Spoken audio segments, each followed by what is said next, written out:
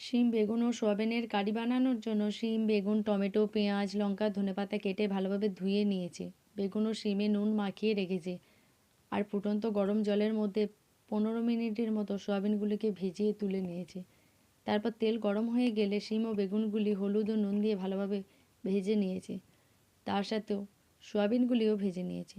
এরপর গরম তেলের মধ্যে কাঁচা লঙ্কা, পেঁয়াজ, টমেটো কুচি দিয়ে কিছুক্ষণ নাড়াচাড়া করে আদা বাটা, জিরে বাটা, লঙ্কা গুঁড়ো, হলুদ গুঁড়ো, নুন, চিনি পরিমাণ মতো দিয়ে কিছুক্ষণ কষিয়ে নিয়ে অল্প পরিমাণ জল দিয়ে সবজিগুলিও দিয়ে দিয়েছি।